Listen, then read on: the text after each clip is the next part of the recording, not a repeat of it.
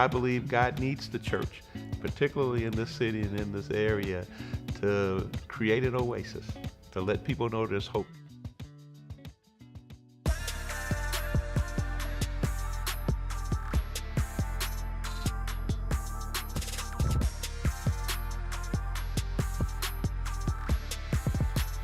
The perception of Gary, Indiana has always been it's an old Rust Belt, steel mill town, and then when the industry went down, a lot of crime, a lot of poverty. Now, here's what I really believe about God. He loves taking waste places and turning them into an oasis.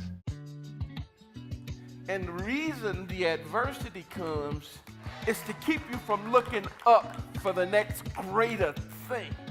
You ain't finished yet. You ain't done yet.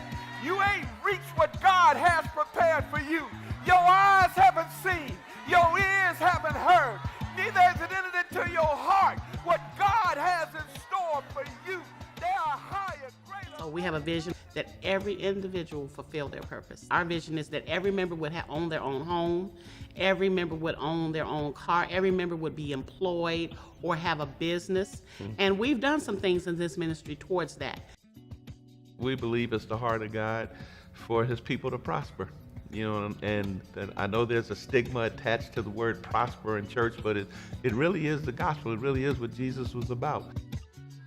It was approximately 9 classmates of mine that were just sworn in. We were notified that we were going to be getting laid off due to a financial strain that the city was currently going through. The chief at that time, he notifies me to come to his office, and he's like, yeah, so there's a church in the community that is willing to pay for one officer's salary for the entire year, where one of you all out of the 9 could be brought back into service. So I'm sitting in the front row. The pastors brought me on stage along with the chief at that time, Harris, and presented me with 1 year's salary of what I would make at the police department. It was mind-blowing. I was so happy.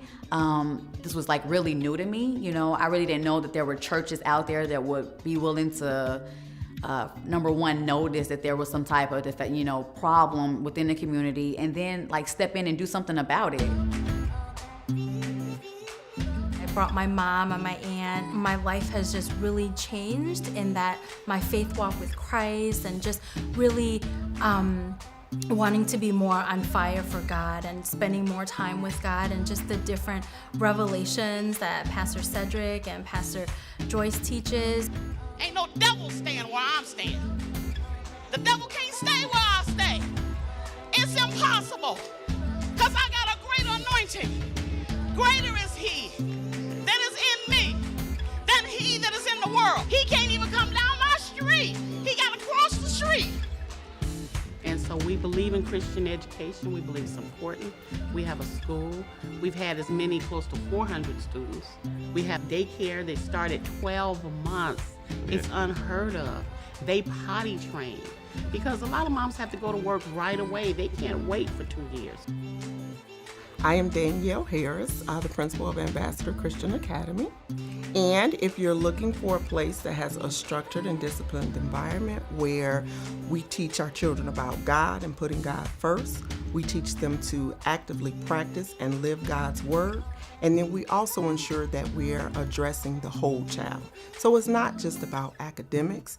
We want to make certain that we encompass academically, spiritually, and mentally for all of our kids. The perception of churches, unfortunately, is that we're nothing but takers. But that's not our heart. Never has been. We're big givers. I can't tell you how many foreclosures we've stopped, evictions that we've stopped. We had one lady who wrote on her tithe envelope, house paid for. In one service, church came together and paid her house off.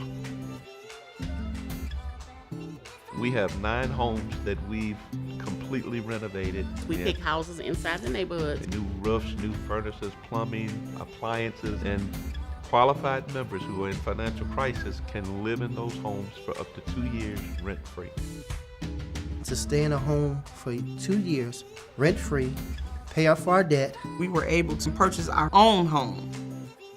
We have over 70 different ministries in this church.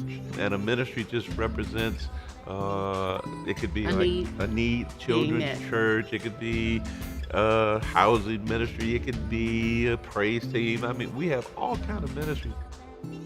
Impact Youth Church at Embassies of Christ, we're really not afraid to talk about the big issues, drugs, alcohol, sexual purity, how to make money, how to live a Christian life within a worldly setting.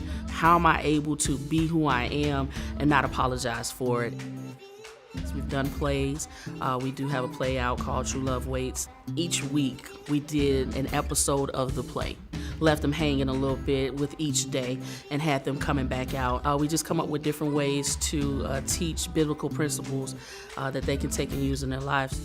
And the reason we have so many ministries is because we know God has a purpose for everyone. He's put gifts in everyone. And our goal is, if God has given you a gift, there's somewhere in this church that you can take that gift and use it for God. And it's so easy. And then another thing is, people come with like something on their heart. All my life, God has been telling me I should help people in this way. Pastor, can we start this kind of ministry? Mm-hmm. And if it's going to meet a need and you're willing to do it, we say go for it. Yep.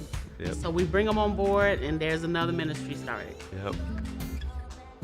We started a prison ministry at Embassies of Christ back in 1999, where we go out to minister to the needs of not only men and women, but juveniles as well. Pastor C does a faith crusade for men in prison. And we've seen some miraculous things take place, people being filled with the Holy Spirit, men getting healed. Several thousand people have given their life to the Lord. I'm a retired federal agent and also a retired military colonel. And this is a conversation that myself and Dr. Cedric Oliver had about law enforcement, the responses of the police shootings, the possible disrespect of the younger people for the police, or the police disrespect for the citizens of communities, and how profiling is done. Dr. George one day surprised us at a meeting and said that we're going to start a law enforcement Bible study class. We have seen miracles. Yes. I mean, tremendous miracles. Blind eyes open. Something led me to the emergency room one day where I had just a striking headache. I was in the hospital about 2 weeks, and they were trying to, run tests and figure out what's going on. She's so young, how did she come in with all these, life-threatening symptoms? And they said, yeah, we found it in between your eyes as a brain aneurysm. They went in on the left side of my head, and had to cut my optical nerves in my left eye. When they brought me to, I did not have vision in my left eye. It was one of the most alarming moments in my life. I asked my husband to bring me to the church. So we were in Dr. C's office, and so he blessed my eyes with oil. So he said, how many fingers am I holding up? And I'm like, 2, why? Immediately my sight was restored in my left eye, and I went berserk. I'm running all through the aisles and the halls at the church. I can see. Cancers disappearing. Deaf ears open. Deaf ears open. And we had documented cases of cancer. Person we prayed for came in with cancer, went to have surgery, and before they performed the procedure, they did an ultrasound and looked and saw that the tumor had totally disappeared. My name is Kang Tong. When my granddaughter told me that Embassies of Christ had testimonies of people getting healed, I came. And that was when Pastor Cedric touched my head. I noticed a hot flash, and then my eyes cleared 50% to what I can see, to what it is right now. I am so happy to be here. The day before, my teeth was really hurting. It was actually swollen. Out of all the hundreds of people that were at church that day, Pastor C said, God told me to lay my hands on you, and praise God, I didn't have any pain. I really felt the Spirit of God here. God does miracles, and since coming to Embassies of Christ, my life has really changed for the better. We've really been blessed. We've traveled to Nigeria, Zimbabwe, Mozambique, Japan. Our television broadcast goes into over 200 nations. We've had people contemplating suicide and were channel surfing. And our broadcast was on that particular evening. They were really depressed and considering taking their life. And they were channel surfing and our broadcast was on. And we got a letter. I stopped on your broadcast and it changed my life. I want to live. We get letters from all over the country from people who say that they've been blessed. Right. You know, the Word Network every Thursday night. And we're also on locally. We're here on Gary Cable, and we've been on Gary Cable for years. Live streaming, Periscope, Facebook, YouTube. The word is getting out. I mentioned before how the hand of God is on our church. When we bought this building, the 10 acres that we built this building on, the owner of the property, we entered into a contract to buy it and he gave it to us and we didn't even ask for it. And in addition to that, he owned a strip mall right next door to the property. And we ended up purchasing the strip mall, and in the strip mall was a flea market. And it's really funny because we used to drive by that flea market every Sunday and talk about it. They need to be at people church. need to be at church. And but God said, I want you to get that flea market and I want you to use it to begin to be a blessing to the community. And the flea market, the guy sold us the flea market, get this, for $1. That business was generating $350,000 a year. Each month, our church hosts a Food for You program.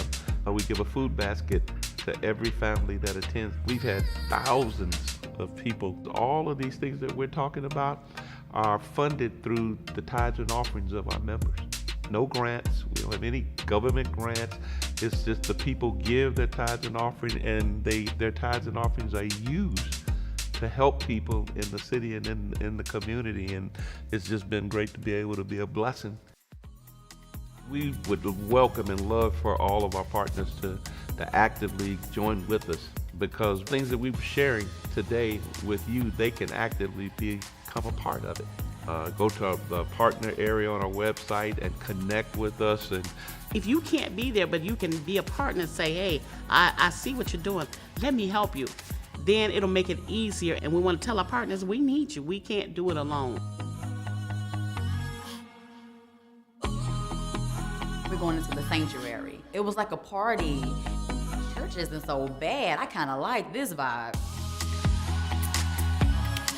we just believe the church isn't supposed to be traditional, and that the church should minister to all the needs of the people, not just coming to church and hearing preaching, but help people to get their lives together, get back on their feet, and do good things in their life.